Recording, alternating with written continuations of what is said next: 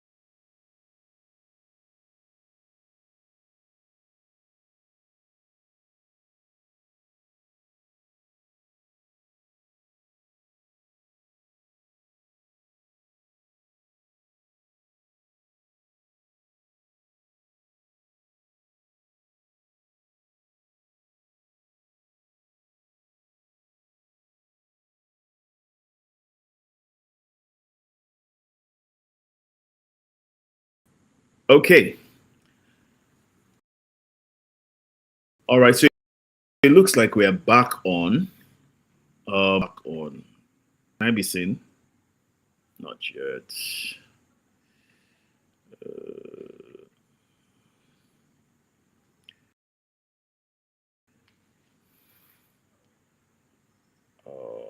it's streaming, but it's not showing.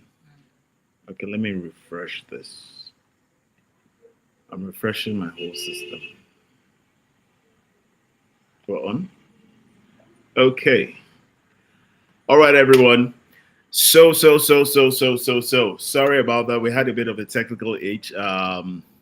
Things happen in Nigeria, right?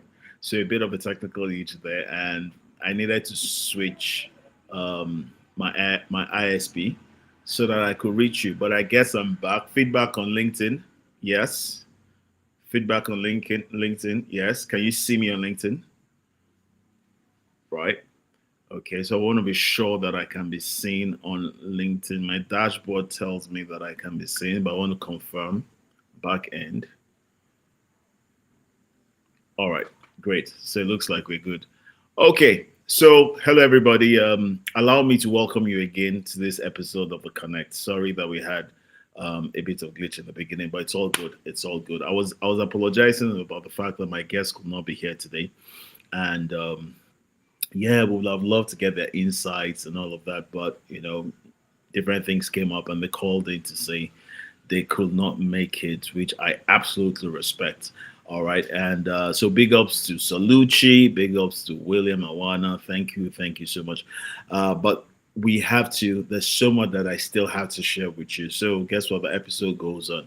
So we started off, like I said, the first episode, introduction, the future of work and what the future of work was about.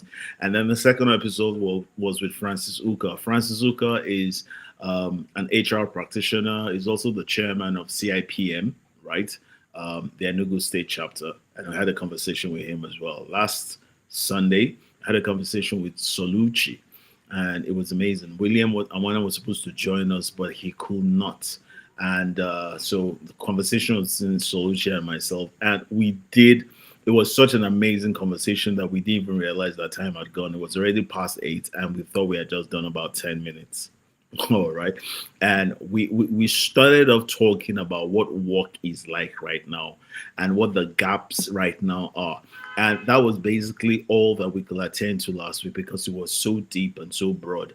And yet we tried as much as possible to touch on all the different areas that were and great work. So massive salutations again to Solitude there. But today we're going to be posturing towards the future. After all, the series is called The Future of Work.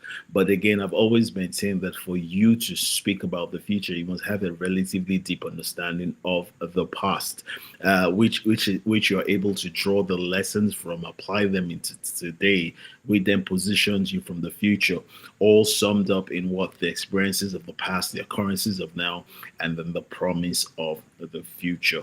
So we're going to get right into it. So everybody joining us on LinkedIn, it's great to have you here again. Again, I'm giving the salutations.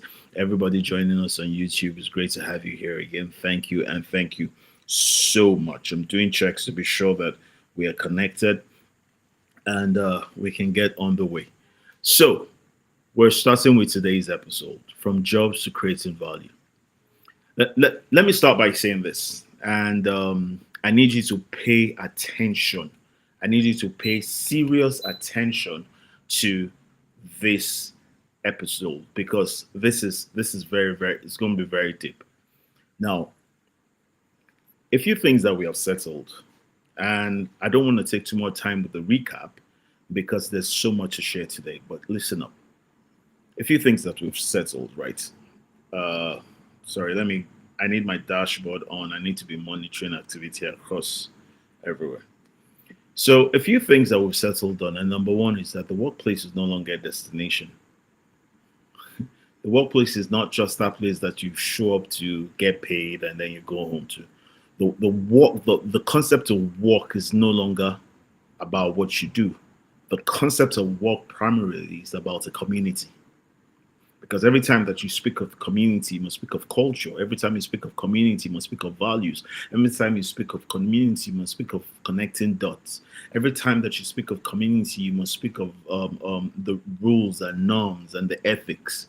And you must speak of sanctions and all of that. Work is no longer about that place that you go to earn a living. Work now is about being a useful part of a community.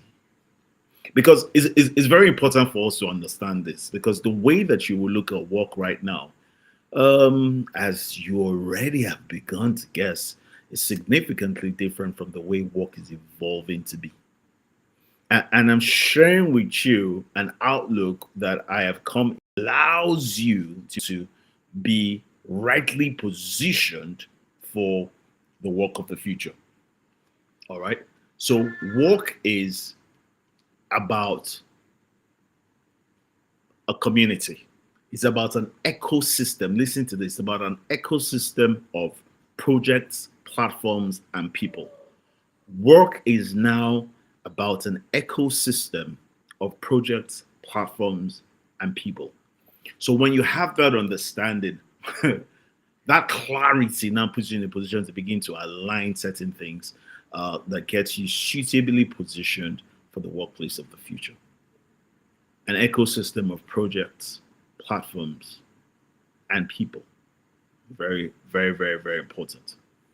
Also, all right, also, work, one of the things that we discussed was that, look, work is now shifting from what can you do, what job do you want, to what value can you create and where. Remember, from jobs to value creation. I said also that the work of the future is no longer about completers or task accomplishers. The future of work is about co-creators of work and value. To sink in really deep. All right. So when you look at it that way, all right, when you look at it that way, that work is no longer about the ability for you to finish a task, ability for you to take instructions. All that is primal, is good, but it's primal, is basic.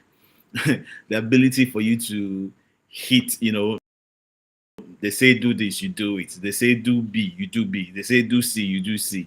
Nobody really is the way work is evolving. Nobody really has the time for that anymore, unless you're going to basically function at the level entirety of your career. And you know what that means. When you function as a foot soldier, you're speaking with regards to value, remuneration, you're speaking with regards to compensation, you're speaking with regards to opportunities and the lack thereof. You're speaking with regards to network and the lack thereof. And every other thing that you can think of, work thrive for you. Remember, work has to thrive for you. All right? Work has to thrive for you. So quickly, let's move into the future. What does this future look like? Now, this is a question that I've asked every guest I've had on, and I love the way they've given that diverse perspective on it. The question of how work looks in the future. Let me share a bit of what my thoughts are with regards to this. First of all, the workplace of the future, right, and what work looks like in the future is first of all, it carries a degree of flexibility and hybrid. All right. Very, very, and you're going to have a lot of workplace collaborations synchronizing across different levels. Another thing that I see, obviously, needless to say, is that there's going to be a lot of automation. And that automation has to be interlaced with human intervention. So somebody said to me once that, oh, is it not AI that is intervening? And I said, well, whichever way that you choose to see it, but there's a conversation around there. All right. There's a conversation around there. And that conversation, I believe, is very exciting. I think, and I say this, that the work of the future is largely going to be project based. Largely going to be project based, functioning with project based teams, so that you are assembling skills and talents around problems rather than rigid job descriptions. That's even already happening now. And people who are futurists and people who have an understanding of what the workplace of the future are rightly positioning themselves. Consultants are positioning themselves. So even organizations right now are getting clarity as regards staffing around those problems. So it's not about those job descriptions or rigid job openings or vacancies that you see. No, no, no, no, no. You're going to get a lot of the jobs that you hitherto were qualified for. You will find yourself unsuitable for them because you're coming from the angle of this is how I fit into this. Meanwhile, the work of the future requires that it is the challenge on ground that determines who is suitable for it. Already, without getting ahead of myself, that already puts you in a position where you are thinking to yourself, really are the gaps that exist in the marketplace right now? What really are the gaps that exist in technology, in banking, in financing, in manufacturing, in auto refurbishing, in medicine, in healthcare, in fast-moving consumable goods, agriculture, and agro-based businesses? What are the gaps that exist, or what it is that you, whatever sector it is that you think you're in, what are the gaps that exist? You've got to think along that. So the work of the future also means, I mean, bottom line, if you take all that I've said, it also means that, look, purpose is at the center. It's at the center. So organizations are looking for people who are aligned with social and, in many cases, as the world is trending, environmental goals. So I was saying to someone very close to me once, right? She was trying to work on something, and I said to her that, look, it has to align with the SDGs. Maybe one, maybe two, maybe three. The attention of the world is fitted into templates. If you're not running along those templates, it's like trucks, and you have trains going on those tracks. If those trains are not on those tracks, they've derailed. In other words, hear me, guys. If you are not thinking along the systems that have been created, the systems that show where the future of the world is going to, unless you're an outlier and you're looking to create a system, if you're looking to fit in but not in sync, remember what I said about collaborations that are in sync, it means that you are derailed. And if you're derailed, it means that there are problems that will happen with your movement upwardly in your career. Serious problems.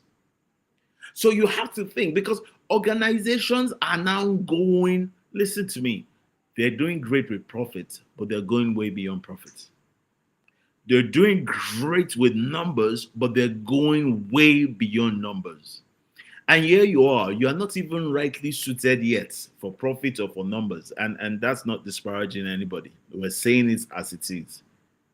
So if you're still functioning at that level, then there's going to be a problem with you being able to fit into what the future looks like. And can I give a sound warning or a tone of warning, if you like?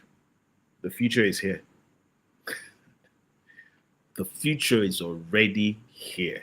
It's already here. It's already here.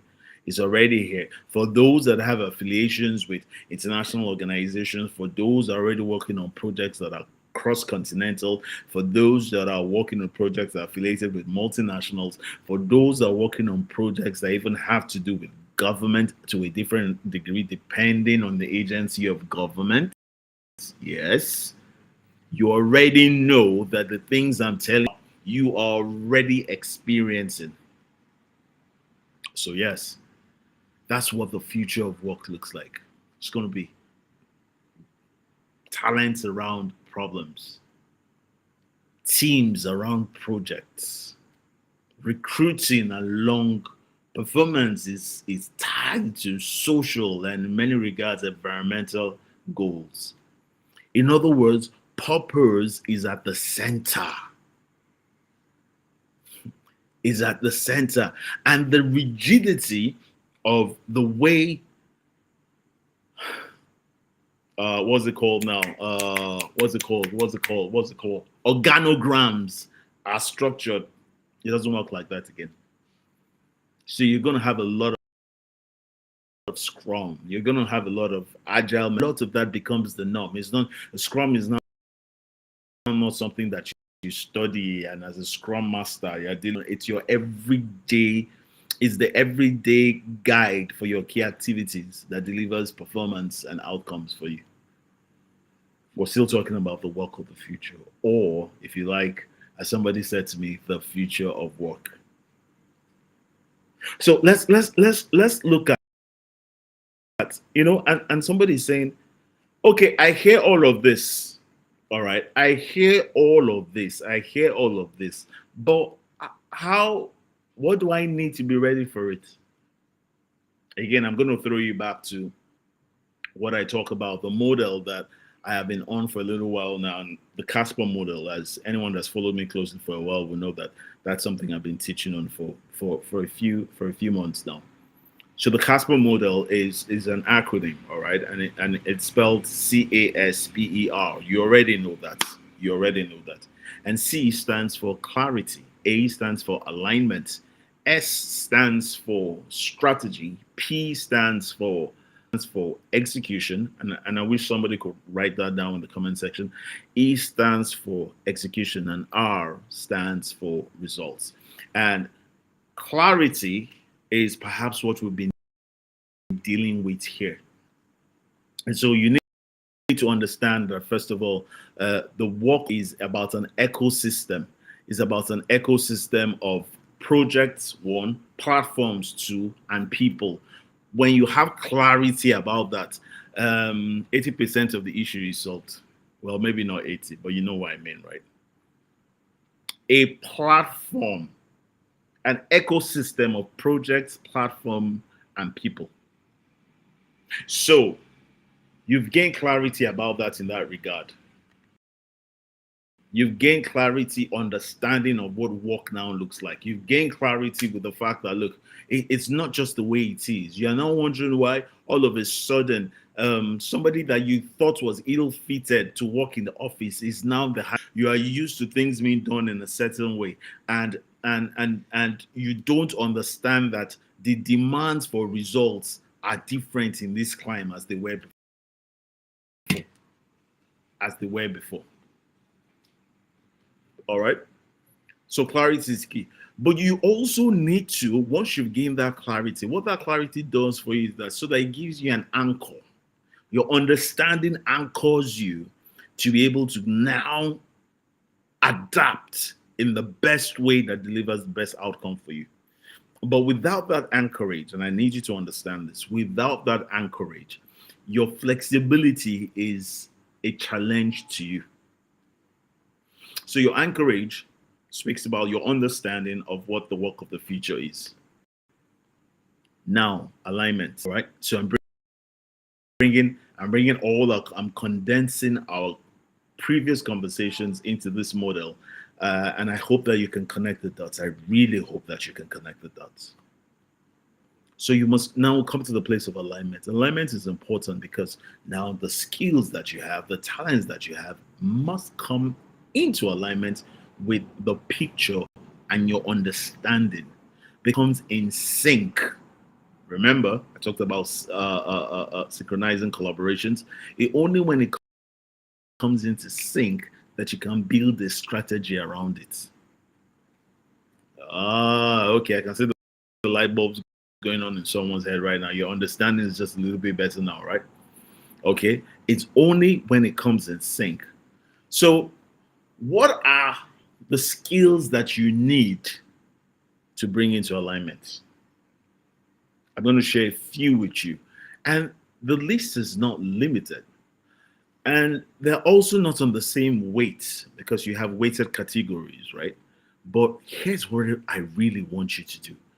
I want you to look at what you have and begin to see how best you can channel what you have to align with the picture of the future that you've come to. So let's talk quickly about what I would call the core skills for the future of work. And I hope we still have some time to be able to deal with that. I told you that, even though I don't have my guest in the house today, there's still so much that I have to share with you. So let's look at the core skills for the future of work. The core skills for the future of work. I think on top of that list, seeing how work is now going to be project based. And remember, everything is for the sake of something. So please, what you've heard 10 minutes ago is not in the past, it's an ever present understanding that you require. So, with the way the work is designed for the future, with the way that everything around us is changing, we're not looking at purpose at the center, we're not looking at project based teams, we're looking at hybrid type of work. It means that it's very important for you to understand that top of the list, top of your list will be empathy and emotional intelligence. Because there's no way that you can have project based teams or you can have people around bringing people based on problems. Problems determine the vacancies, and you bring in people around the problems. That you don't need people that have a very high degree of emotional intelligence and empathy, who have the capacity and the competence to build trust, who can motivate teams, and who can handle change, who understands how to lock one to the other to be able to adapt well, number one, two, fast enough to be able to turn change into something that delivers a concept that we know as anti-fragility. It's very important. Another skill that you require, another skill that you require is critical thinking and problem solving. As a matter of fact, that's all that you need. I said that is even a core, not all that you need, forgive me, but that's a core reason why you even have a job. It's not about mundane key activities. It's not about mundane tasks. That's why we're no longer looking for task accomplishers. It sounds like, well, am I not supposed to accomplish my task? Well, it sounds yes, but if we have to tell you how to accomplish the task, then perhaps you shouldn't be here. No, what the world is looking for right now, what the future of work is looking for right now, are co-creators of work and value. Co-creators of work and value. Yeah, yeah, yeah. I can see somebody scratching their head right now and say, oh, wait a minute, wait a minute. You mean just getting things done isn't enough? No, we're looking for people that are co-creators. What do co-creators do? They do things that shift policies. They don't only shift the policies while the job accomplishes runs with the policy. These people create policy. They don't only create policy, they create the strategy that delivers the policy. They don't only co-create the strategy that delivers the policy. Ultimately, they create the culture. And where you are a co-creator of culture, there's ownership. There's ownership where you're a co-creator of culture. There's ownership. There's ownership.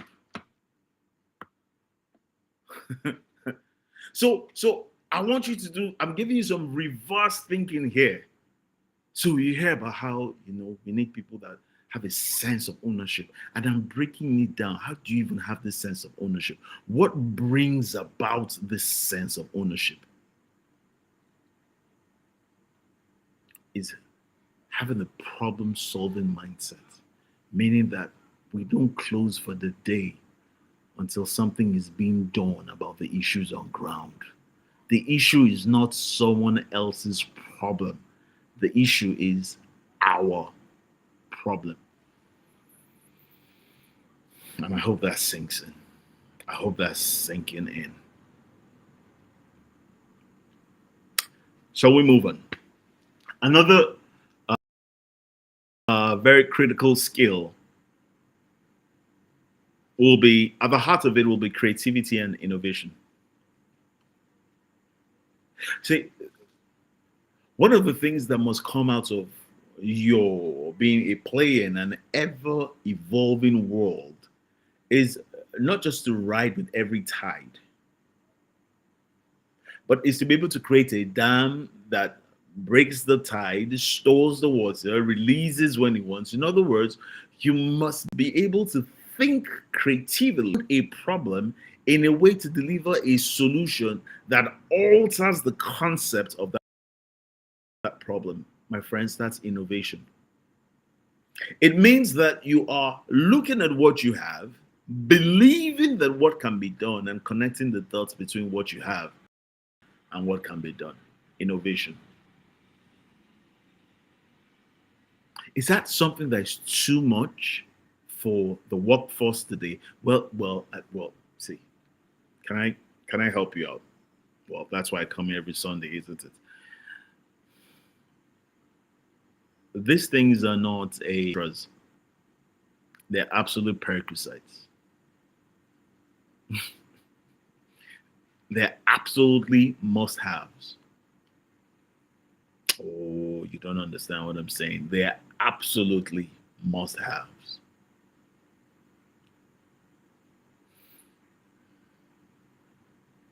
Your digital dexterity will be a major determinant in whether you fit into the future of work or you phase out like a dinosaur. And so you need to come not just the bare minimum, but you need to show up. And like I said, I didn't just say understanding digital applications. I talked about digital dexterity. It speaks to the use and the deep understanding of the applicability to solve problems of digital tools. So your digital dexterity is absolutely important to your revolutionizing yourself and your positioning yourself for the future of work. Very, very, your ability to data. Many times I've said that, look, if you really want to be suited for the work that you do in any business, any client, either as an employee, and really no one is looking for that anymore. So you're looking for entrepreneurs, or whether you're an entrepreneur or an entrepreneur, two things are very key. Number one, you have to be a project manager. We already talked about that. And I'm not speaking about the office of being a project manager. I'm talking about the functionalities of being a project manager. And we already about having project-based teams. Right? Just talked about problems and teams being built around problems. That's project management on the tripod of time, scope, and cost. That's already. I've spoken enough on that in previous episodes. You also must be an analyst. I talked about that. So your ability to be able to, number one, identify data, receive data, store data, interpret that data via the vehicle of analysis and be used for decision making and for action and for the necessary, tools that you need for your project to execute is absolutely key. And all this require your creative thinking. Absolutely. So again, I say to you that these things are must-haves. They're not maybe we should know if you're going to look. It's the future of work doesn't have time for people that do not have the skills. Truly, truly, truly. For every single thing I do, and anyone, for every single thing that I do, I constantly try to update myself. Even just doing this live stream to you, bringing it through the vehicle through I bring it, it's come from a place of research, a place of how best can I do this? How best can I stream live? How best can I hit 30 plus platforms? How best can I speak to this? How best can I go? What's the best platform to do this? What's the best way to get my prints out, my thoughts out, my content out? What's the best way? You tools that deliver results to you. You have to. You have to understand it or have team members that understand it well enough. Bottom line is that you must have access. Again, remember what greatest currency in the world today. You must have the tools that you need per time, per time, per time. At all times, you must have access to it. All right, you must have access to it. Another thing that must happen, and I quickly want to close up on this, and I hope somebody's taking notes, is apart from the fact that you must have uh, cross-cultural collaborations. You see now, somebody said to me, well, I was having a conversation with yesterday about this part. And I was like, oh, why is it necessary to mention? I said, it is because number one, you're doing cross-border work, and a lot of the things that you do are going to cross across many borders, and they're cross-cultural norms that you must honor and observe.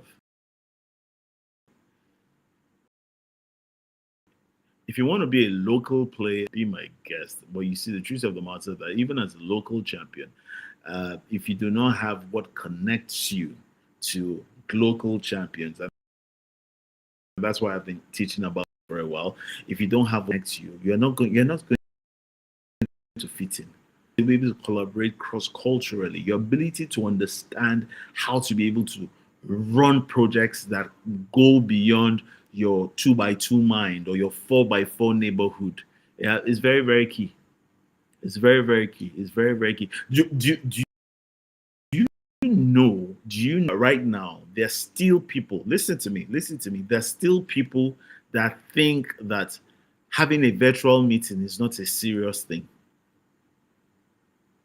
I mean, I know people that think that having a prayer meeting virtually is not a prayer meeting, and they say it, and I am shocked, and I laugh. And why do I laugh?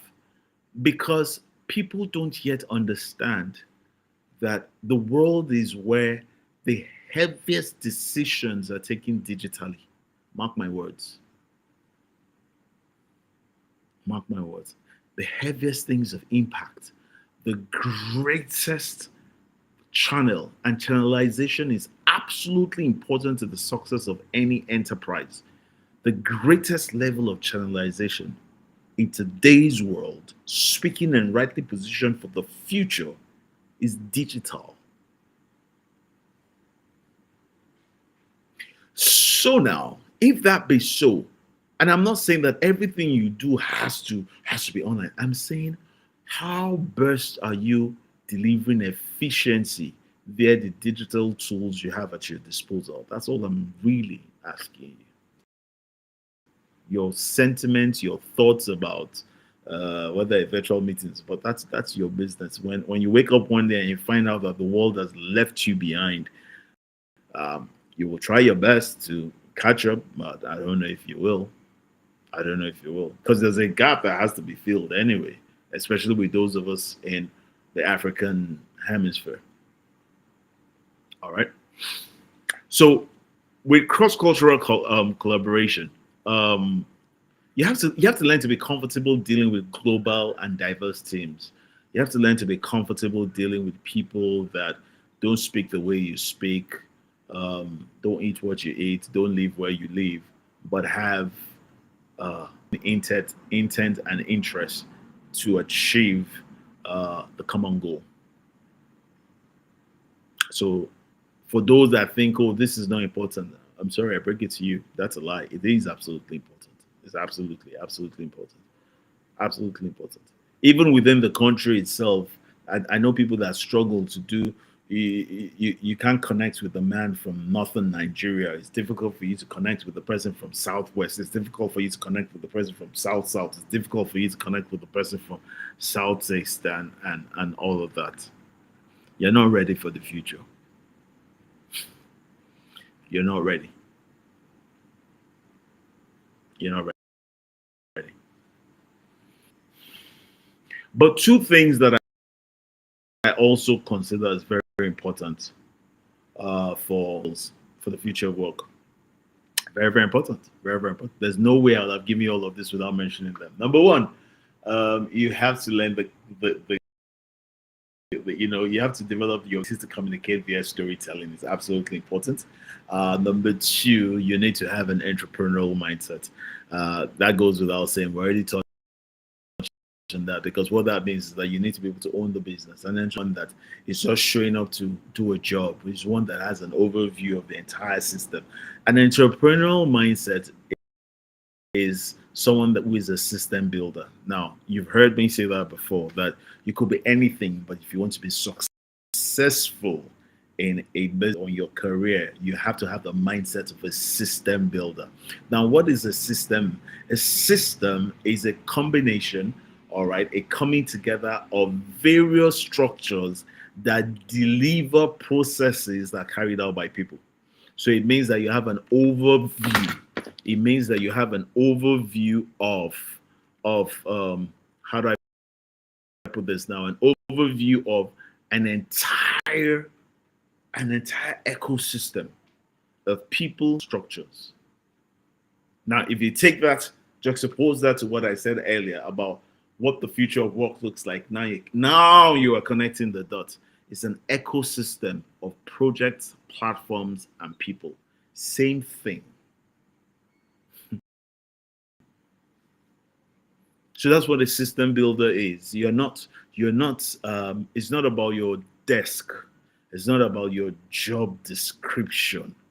It's about what are we doing to achieve, what works, and how best do we interrelate? How best do we collaborate? How best do we connect to be able to deliver on what we are on what our deliverables are?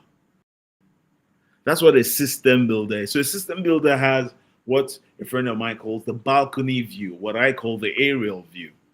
A system builder looks at the entire picture and doesn't just look at a jot or a title on the timeline of things. It sits down like a project manager and an analyst and says, what is this entire scope about? How do we create a balance between time, between scope, and within cost without suffering losses, without minimizing gain and profit, rather, while maximizing at all ends, creating that balance? How do we achieve that? That's what a system, what's it called? That's what a system builder does.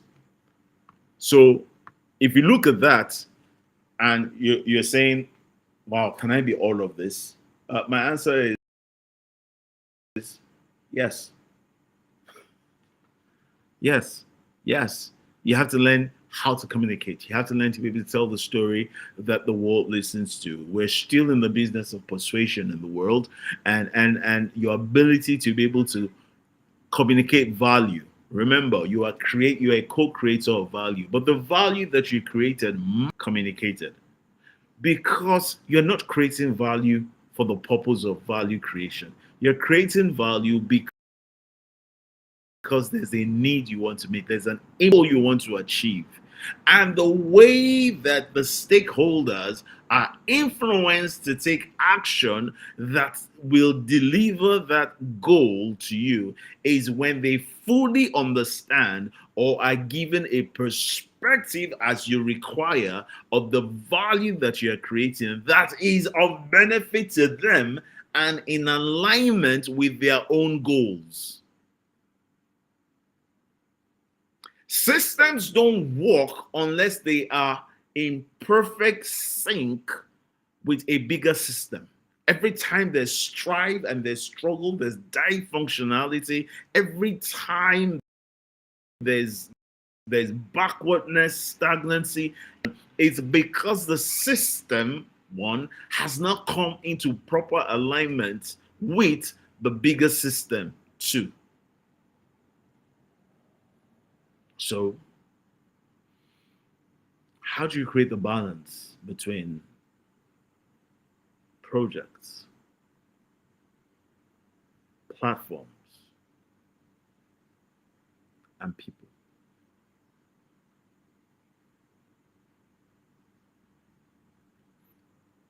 Because until you're able to see how to connect the dots, you will struggle with your enterprise. You will struggle with your career. You will struggle with many things that have to do with that.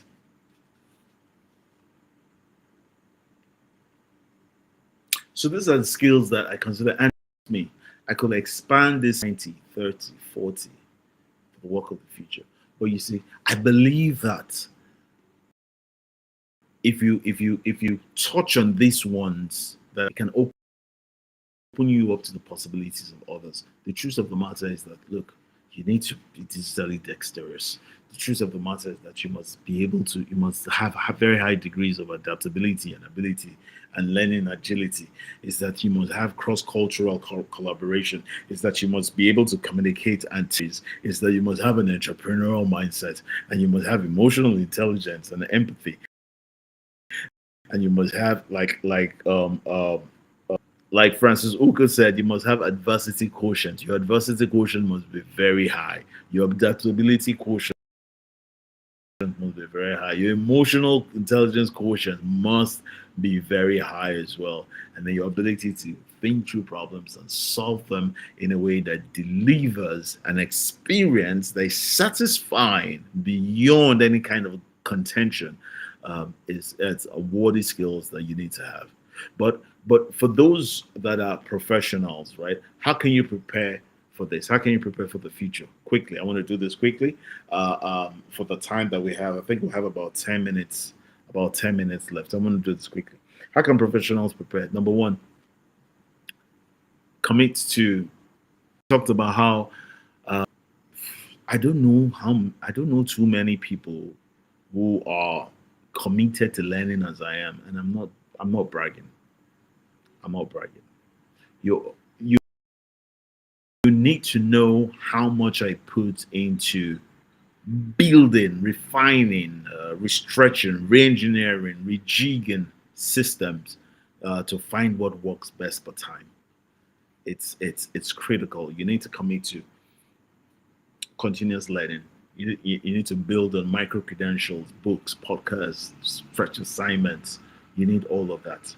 All right. You need to also understand what's going on in your sector. Please track trends, know what's happening. See what enables you. One of the beautiful things I speak from experience. One of the beautiful advantages that I have is that I am very vast with things happening in my space. So I'm able to build thought lines. All right. So I can you know that line from precept to mental build thought lines, meditate upon them, develop philosophies around them, build ideologies, gain the ideologies that are embedded, and then review them.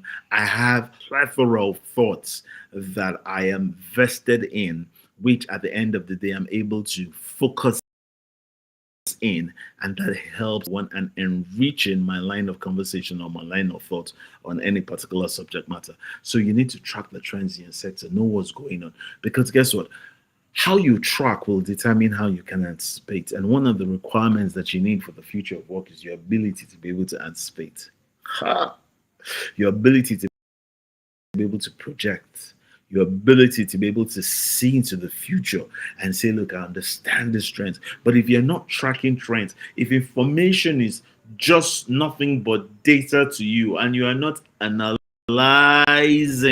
that data, the other thing that you need to do as a professional, another thing you need to do as a professional is that you need to begin to practice solution orientation. Now, I know that many times the culture of work as it is in this present time is to focus on the task, the activity, and sometimes even the school system that we're in, you are graded because you show the work into the answer. Now, that is good. But then again, can I also tell you that your idea of what is a determinant of the process that gets you there. So I want you to begin to uh, develop an orientation. All right, frame yourself as a person who fixes bottlenecks. Frame yourself as a person who is able to, who always sees, okay, you know what, there's a way out of this. It's never going to be easy, but if you're not committed to it, it doesn't make it any easier. So you might as well just do what you can so that it is the best that it can be. All right, it's the best that it can be. Um, and then there's something else that's also very important that I also want to share. I think it's very important for us as people strengthen the network. Let me take a bit of time with this. I have often said that I believe that the greatest resource that God has given to humanity is relationship. And I've said whatever kind of relationship that it is, the greatest resource that you have is relationship because it is through the efficient management and utilization of those relationships that purpose is fulfilled. I believe it all my heart.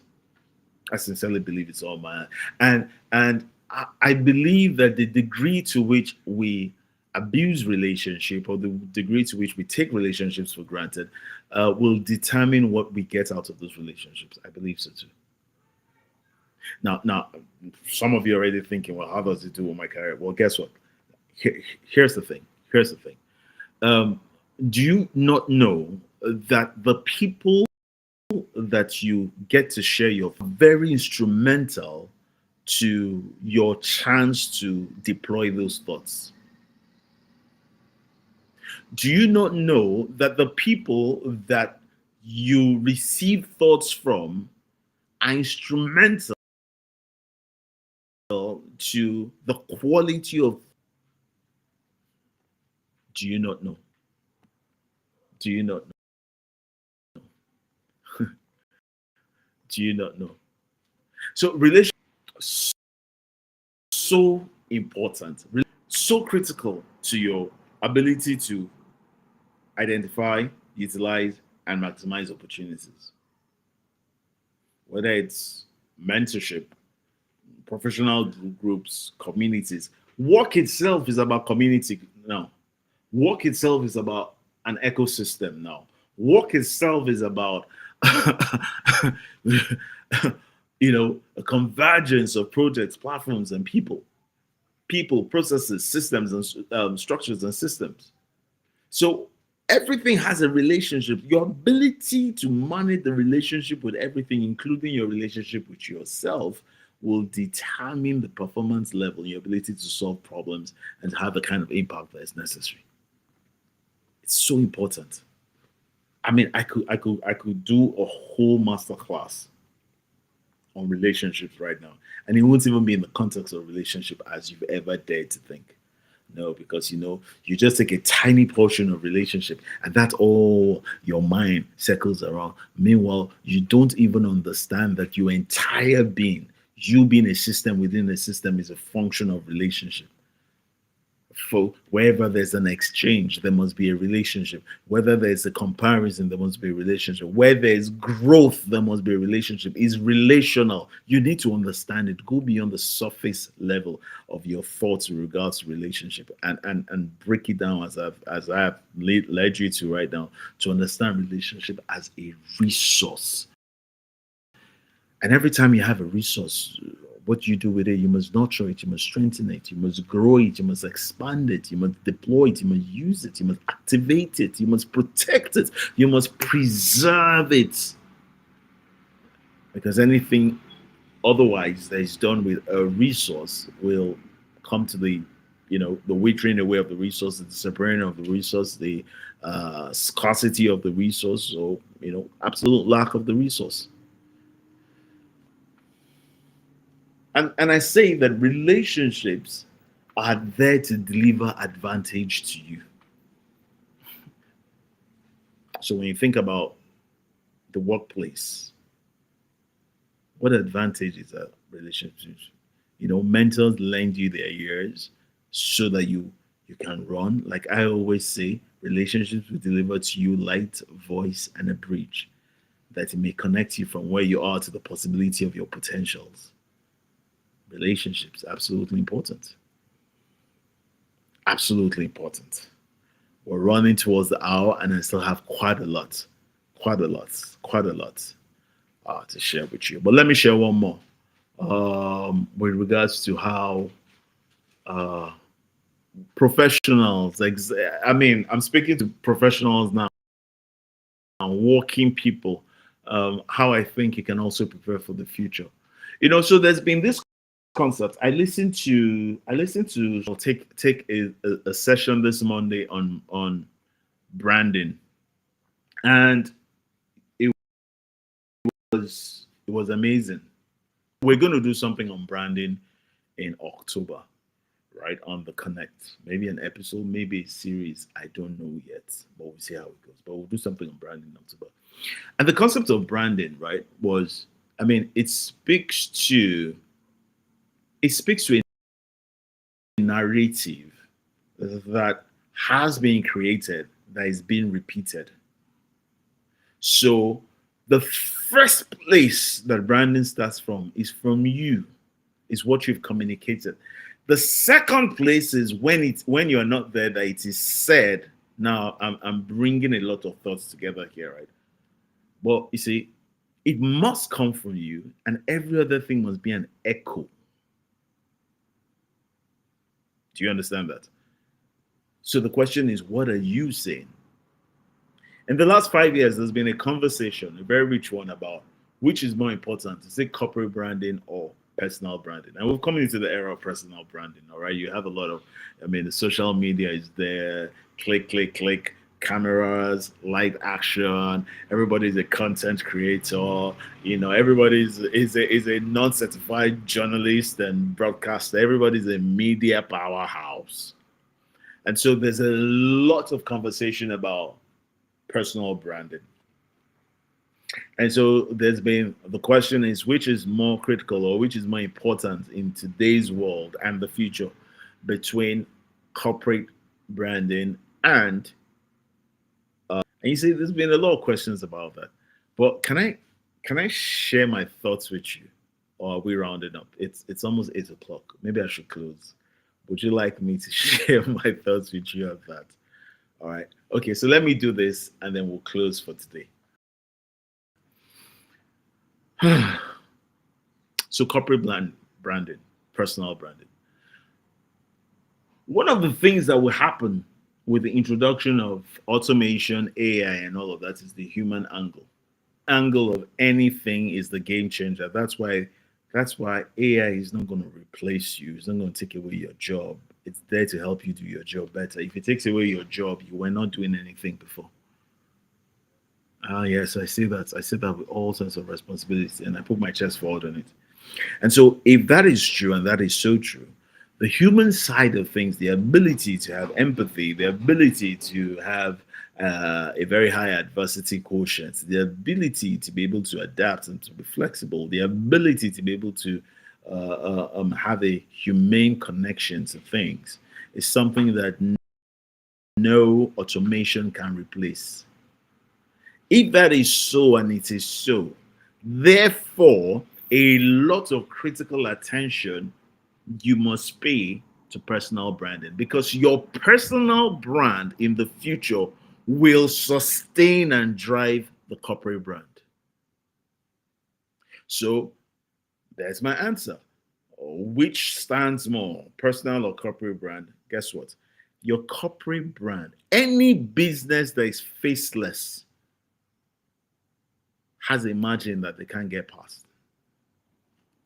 And any business that is not faceless but does not have good representation is as good as dead. So, therefore, you have no choice but to build a personal brand that supports your corporate brand and delivers a rich experience for your enterprise.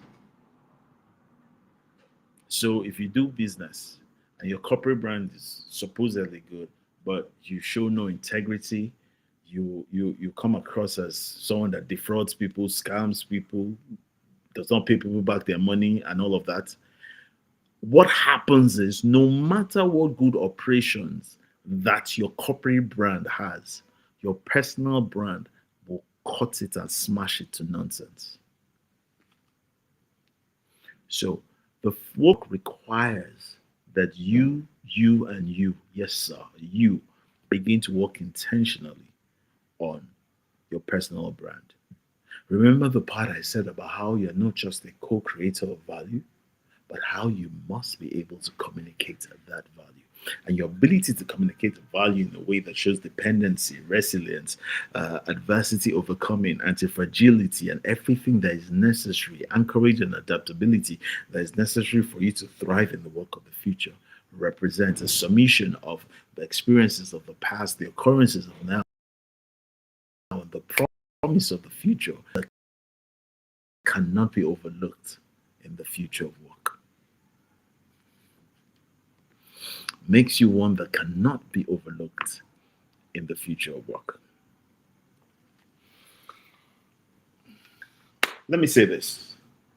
It's 8 o'clock, top of the hour, and it's time to close. Let me say this. The future of work is not waiting to happen. It's already been designed. It's already happening. It's been designed by those willing to learn, willing to adapt, and willing to lead. I had a thought this afternoon, right? Lest I digress. I had a thought this afternoon. I was on a road trip and I was driving, and I noticed how there are some people that all they do is just follow people, and there's some people while driving they take the lead. And I was just noticing it. Some people will just follow a car, can follow a car for 120 kilometers. Some people are the ones that will, you know what, they will overtake and then they break out and then there's no one in front of them and they're leading and every other person paces themselves by the person in front. The world's looking for people who have the ability to lead. Yeah, the ability to lead. It's not about titles. It's about functionality. It's not about office. It's about meaningful solutions consistently to problems. That's what the future of work is about. So I want to encourage you. I hope that these 4 episodes that we've had, because we're wrapping up the future of work today, we're probably going to be having a conversation about productivity next weekend. So very important. You don't want to miss that. You really don't even want to miss that one.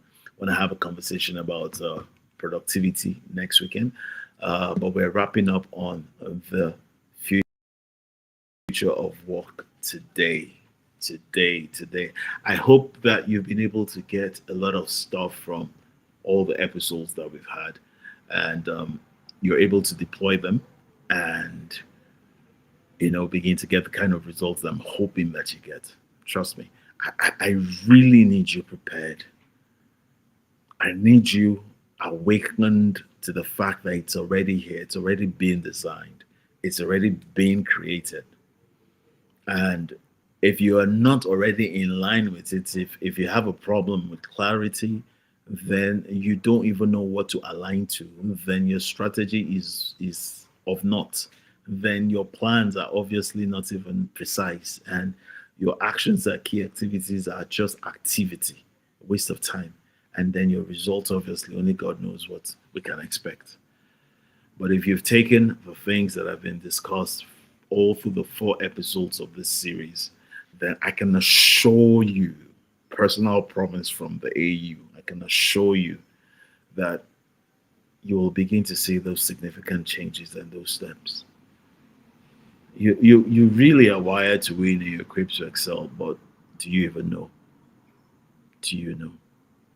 And like I said at a panel session yesterday, Saturday, yesterday, that getting ready for the future of the work is really getting you out of the way of you so that you can become the best version of yourself, which is what the future of work needs. My name is Anekan, and it's great to have spent this Sunday evening with you again. Thank you for your attendance. Thank you for joining me. And and to everybody that will be joining this video in the course of the week on whatever platform, LinkedIn, YouTube, and to all of you that keep sharing, keep reaching out, and keep commenting, thank you so much. I hope that you've gained value, even as I have, I believe, poured out value. Have a great one, Until next week, Sunday, let's keep connected.